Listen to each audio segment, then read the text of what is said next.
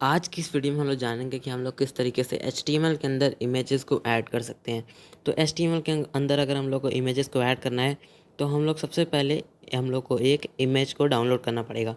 तो मैं यहाँ पे इमेज का एक इमेजेस बैकग्राउंड नाम का ऐसे सर्च करके यहाँ पे मैं इमेजेस में जाके जल्दी से कोई इमेज डाउनलोड कर लेता हूँ। तो मैं ये वाली इमेज सबसे पहले मैंने सेलेक्ट किया, मैं इसे डाउनलोड कर लेता हूँ। या तो आप लोग इसे डाउनलोड कर सकते हैं या फिर इसका कॉपी लिंक एड्रेस भी कर सकते हैं। तो अगर डाउनलोड करेंगे तो आप लोग इस तरीके से इसका नाम जो है 1.jpg रख सकते हैं, क्योंकि मैं बता रहा हूँ 1 क्यों रखना है आप लोग को नाम। आप लोग कोई भी बड़ा नाम मत रखिएगा, एक छोटा सा ईजी सा नाम रखिएगा। मैं आगे आप लोग को बताऊँगा क्यों ऐसा करना है। या फिर आप लोग इस इमेज का लिंक भी कॉपी कर सकते हैं। तो मैंने यहाँ पे इस इमेज को डाउनलोड कर लिया, मैंने इसका नाम 1 रख दिया है और मैं दूसरी इमेज को ये यूज़ करूँगा। सबसे पहले मैं आता हूँ और यहाँ पे मैं इमेजेस को इंसर्ट करने के लिए हम लोग यूज़ करते हैं img tag. To add image in HTML we use img tag. अब इसको मैं कमेंट कर देता हूँ, ठीक है। तो हम लोग img टैग का यूज़ करते हैं। तो यहाँ पे हम लोग को दो एट्रीब्यूट देखने को मिलते हैं, एक src यानी कि सोर्स एट्रीब्यूट और एक ऑल्ट एट्रीब्यूट। अब मैं आप लोग को दोनों के जो यूजेस हैं हम लोग अभी डिस्कस करने वाले हैं। तो src एट्रीब्यूट से आप लोग को पता है सोर्स एट्रीब्यूट है जिसकी मदद से हम लोग अपनी इमेज को लोकेट कर सकते हैं। तो यहाँ पे मैं अपनी इमेज का हम लोग को नाम लिखना है 1.jpg, इसलिए मैंने बोला था कोई छोटा नाम, क्योंकि यहाँ पे हम लोग को उसका नाम लिखना पड़ता है। और ऑल्ट एट्रीब्यूट का यूज़ हम लोग करते हैं इस इमेज का जो एरिया उसे लेबल करने के लिए, उस एरिया को एक नाम देने के लिए। तो मैं यहाँ पे इसका नाम अगर मैं आप लोग को दिखाता हूँ, यहाँ मैंने फ्लावर्स लिख दिया है। तो मैंने इस एरिया को मार्क कर दिया है कि हाँ इसका नाम ऐसे मैंने फ्लावर दे दिया है। तो यहाँ पे अगर मैं इमेज को ओपन करके व्यू करता हूँ तो यहाँ पे हम लोग की इमेज शो कर रही है। अब हम लोग यहाँ पे एक और इमेज को इंसर्ट करके देखेंगे। तो मैंने यहाँ पे एक और इमेज का मैं टैग बना लेता हूँ, मैं img टैग यूज़ करूँगा और मैंने सोर्स के अंदर मैं लिख दूँगा 2.jpg, क्योंकि मैंने एक और इमेज डाउनलोड की है 2.jpg के नाम से। और मैं यहाँ के अगर रिफ़्रेश करूँ तो यहाँ पे मुझे मेरी दूसरी इमेज भी मिल रही है। तो अब हम लोगों ने इमेजेस को देखा कि हम लोग किस तरीके से अपने HTML के अंदर इमेज को ऐड कर सकते हैं। अगर बाई चांस कभी हम लोग की इमेज ना अवेलेबल हो या फिर इमेज डिलीट हो गई हो तो क्या होगा।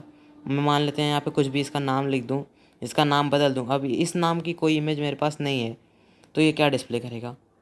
ये कुछ भी नहीं डिस्प्ले करेगा। एक छोटा सा वहाँ पे इमेज का आइकन होगा और देख सकते हैं उसके बगल में क्या लिखा है, उसके बगल में लिखा है फ्लावर्स। तो ये जो एरिया है इसका नाम मैंने ऑल्ट के अंदर फ्लावर्स लिखा हुआ था और मैंने इस एरिया को एज़ फ्लावर्स मैंने ऐसे लेबल किया हुआ था। तो जब ये इमेज अवेलेबल नहीं थी तो यहाँ पे उस एरिया का जो लेबल नेम था वो शो कर रहा था। अब यहाँ पे इमेज अवेलेबल है, ठीक है। अगर हम लोग इसे इंस्पेक्ट करेंगे तो भी यहाँ पे फ्लावर्स शो करेगा। तो मैंने ये वाली इमेज डाउनलोड की थी। अब हम लोग किसी इमेज का अगर हम लोग कॉपी लिंक एड्रेस भी कर दें तो भी हम लोग उस इमेज को लिंक की मदद से भी इंसर्ट कर सकते हैं। तो अगर मैं इस इमेज का जो है कॉपी लिंक एड्रेस कर लूँ और उसके बाद अगर मैं यहाँ पर आऊँ और 2.jpg की जगह मैं इसका लिंक इस तरह से मैंने पेस्ट कर दिया। अब लिंक को पेस्ट करने के बाद मैंने लिंक की मदद से यहाँ पे भी एक इमेज ऐड कर दिया। देख सकते हैं हम लोग इस इमेज को डाउनलोड करके उसके नेम से भी उसको ऐड कर सकते हैं या फिर उसके लिंक की मदद से भी। अब यहाँ पे कुछ एट्रीब्यूट्स होते हैं जिनकी मदद से हम लोग इनको अपने इमेजेस के अंदर कुछ एडिशनल इन्फॉर्मेशन प्रोवाइड करके इनको थोड़ा बहुत कस्टमाइज़ कर सकते हैं।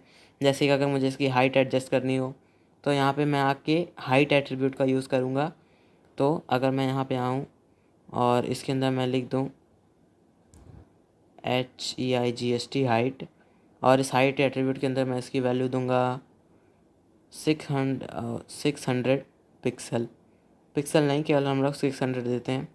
और अब अगर मैं इसे रिफ़्रेश करूं तो देख सकते हैं यहाँ इमेज आ गई है। तो हम लोग इसी तरीके से हाइट और विड्थ दोनों को एडजस्ट कर सकते हैं। और ये इमेज इसलिए नीचे आ गई क्योंकि अगर यहाँ पे और स्पेस होता तो ये इमेज ऊपर ही रहती, लेकिन वो नीचे आ गई क्योंकि ऊपर स्पेस नहीं था। अगर मैं यहाँ पे विड्थ भी दे दूँ तो भी हम लोग इसे एडजस्ट कर सकते हैं। मैंने विड्थ 800 किया, मैंने यहाँ के रिफ़्रेश किया, देख सकते हैं अब मैंने इसकी विड्थ घटा दी तो ये वापस ऊपर आ गई है। तो इस तरीके से हम लोग अपने इमेजेस के अंदर हाइट और विड्थ को एडजस्ट कर सकते हैं। अगर मैं यहाँ पे दूसरी वाली इमेज का हाइट में अगर 100 यहाँ पे लिख दूँ और यहाँ के रिफ़्रेश करूँ तो यहाँ पे आप लोग देख सकते हैं यहाँ पे इसकी हाइट और विड्थ दोनों साथ में एडजस्ट हो गई। क्योंकि हम लोगों ने विड्थ एट्रीब्यूट का यूज़ नहीं किया था तो ये हाइट के हिसाब से हमारे विड्थ को भी एडजस्ट कर लेता है। अगर मैं विड्थ एट्रीब्यूट का भी यूज़ कर दूँ तो ये जो है जितना मैं हाइट बताऊँगा उतना इसका विड्थ भी आ जाएगा।